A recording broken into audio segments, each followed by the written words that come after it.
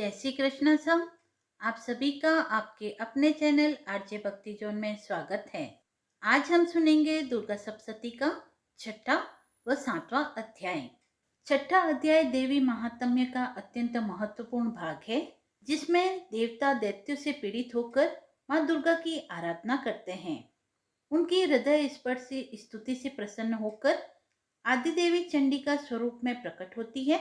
यह अध्याय हमें बताता है कि जब जब संकट आता है, तब तब दिव्य शक्तियां हमारी रक्षा हेतु प्रकट होती है। क्या आपने कभी सोचा है कि केवल एक स्तुति कैसे ब्रह्मांड की सबसे शक्तिशाली शक्ति को प्रकट कर सकती है?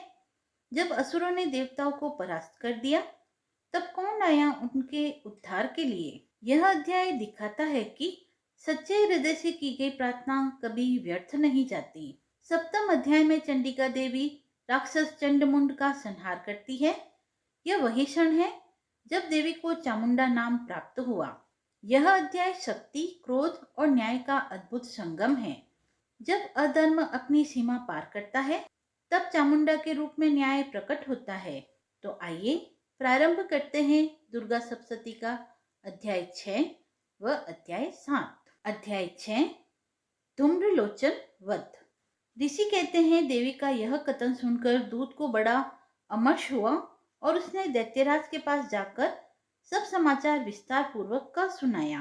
दूत के उस वचन को सुनकर दैत्यराज कुपित हो उठा और दैत्य सेनापति धूम्रलोचन से बोला, धूम्रलोचन, तुम शीघ्र अपनी सेना साथ लेकर जाओ और उस दुष्टा के केस पकड़कर घसीटते हुए उसे बलपूर्वक यहाँ ले आओ।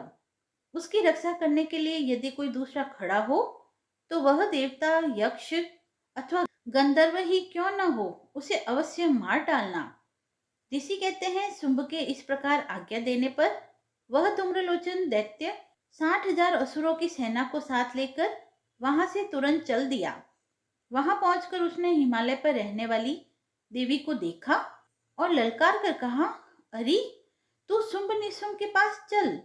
यदि इस समय प्रसन्नता पूर्वक मेरे स्वामी के समीप नहीं चलेगी तो मैं बलपूर्वक झोटा पकड़कर घसीटते हुए तुझे ले चलूंगा। देवी बोली, तुम्हें दैत्यों के राजा ने भेजा है। तुम स्वयं भी बलवान हो और तुम्हारे साथ विशाल सेना भी है। ऐसी दशा में यदि मुझे बलपूर्वक ले चलोगे तो मैं तुम्हारा क्या कर सकती हूँ? ऋषि कहते हैं, देवी के यों कहने पर असुर धूम्रलोचन उनकी ओर दौड़ा। तब अंबिका ने हुम शब्द के उच्चारण मात्र से उसे भस्म कर दिया। फिर तो क्रोध से भरी हुई दैत्यों की विशाल सेना और अंबिका ने एक दूसरे पर तीखे सहायकों, शक्तियों और फरसों की वर्षा आरंभ कर दी। इतने में ही देवी का वाहन शीघ्र सिंह क्रोध से भरकर भयंकर गर्जना करके गर्दन के बालों को हिलाता हुआ असुरों की सेना में कूद पड़ा। उसने कुछ दैत्यों को पंजे की मार से, कितनों को अपने जबड़ों से और कितने ही महादैत्यों को पटक कर ओट की दाढ़ों से घायल करके मार डाला। उस सिंह ने अपने नखों से कितने के पेट फाड़ डाले और थप्पड़ मारकर कितनों के सिर धड़ से अलग कर दिए। कितनों की भुजाएं और मस्तक काट डाले और अपनी गर्दन के बाल हिलाते हुए उसने दूसरे दैत्यों के पेट फाड़कर उनका रक्त चूस लिया। अत्यंत क्रोध से भरे हुए देवी के वाहन उस महाबली सिंह ने क्षण भर में ही असुरों की सारी सेना का संहार कर डाला।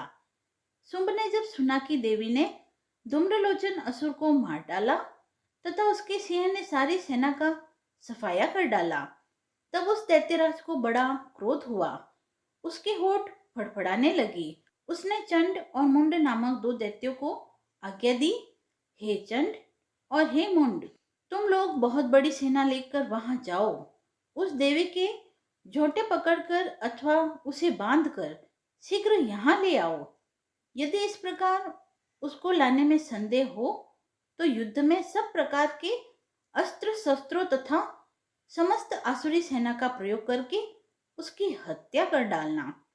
उस दुष्टा की हत्या होने तथा सिंह के भी मारे जाने पर उस अंबिका को बांधकर साथ में शीघ्र ही ले आना। छठा अध्याय समाप्त हुआ। आइए अब सुनते हैं अध्याय 7। चंड मुंड का वध। ऋषि कहते हैं तदंतर शुंभ की आज्ञा पाकर वे चंडमुंड आदि दैत्य चतुरंगनी सेना के साथ अस्त्र शस्त्रों से सुसज्जित हो चल दिए।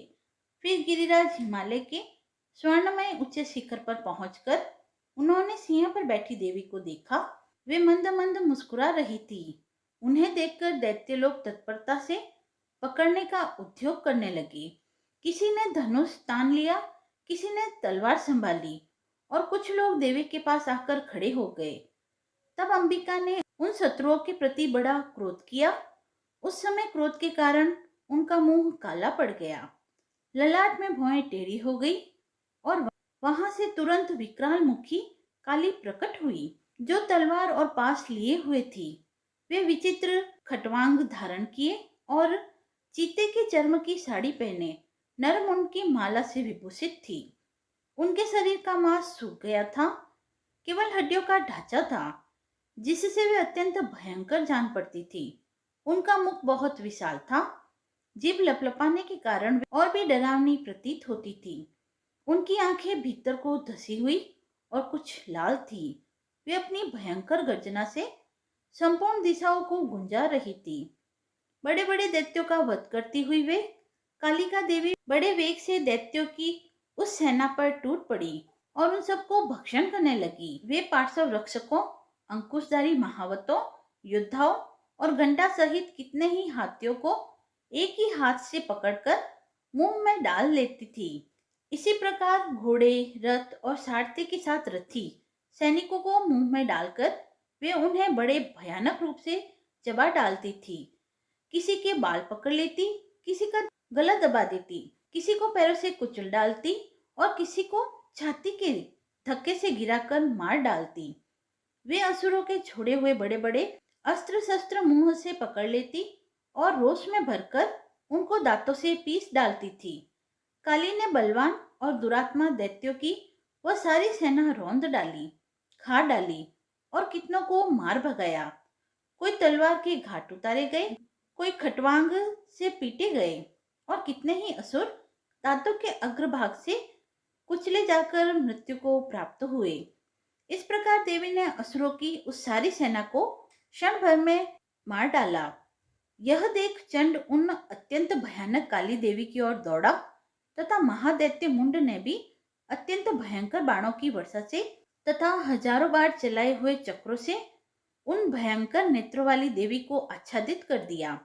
वे अनेकों चक्र देवी के मुख में समाते हुए ऐसे जान पड़े मानो सूर्य के बहुतेरे मंडल बादलों के उदर में प्रवेश कर रहे हो। तब भयंकर गर्जना करने वाली काली ने अत्यंत रोष में भरकर विकट अट्टहास किया। उस समय उनके विकराल वदन के भीतर कठिनता से देखे जा सकने वाले दांतों की प्रभा से वे अत्यंत उज्जवल दिखाई देती थी। देवी ने बहुत बड़ी तलवार हाथ में ले का उच्चारण करके चंड पर धावा किया और उसके केस पकड़कर उसी तलवार से उसका मस्तक काट डाला। चंड को मरा हुआ देखकर मुंड भी देवी की ओर दौड़ा। तब देवी ने रोष में भरकर उसे भी तलवार से घायल करके धरती पर सुला दिया। महापराक्रमी चंड और मुंड को मारा गया देख मरने से बची हुई बाकी की सेना भय से व्याकुल हो चारों ओर भागने लगी। तदंतर काली ने चंड और मुंड का मस्तक हाथ में ले चंडिका के पास जाकर प्रचंड अट्टहास करते हुए कहा, देवी, मैंने चंड और मुंड नामक इन दो महापशुओं को तुम्हें भेंट किया है।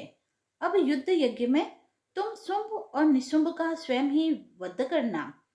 ऋषि कहते हैं, वहां लाए हुए उन चंडमुंड नामक महादैत्यों को देखकर कल्याणमयी चंडी ने काली से मधुरवाणी में कहा, देवी, तुम चंड और मुंड को लेकर मेरे पास आई हो, इसीलिए संसार में चामुंडा के नाम से तुम्हारी ख्याति होगी। इतिश्री मार्कंडे पुराण में सावर्णिक मनवंतर की कथा के अंतर्गत देवी महात्म्य में अध्याय 6 व अध्याय 7 समाप्त हुआ।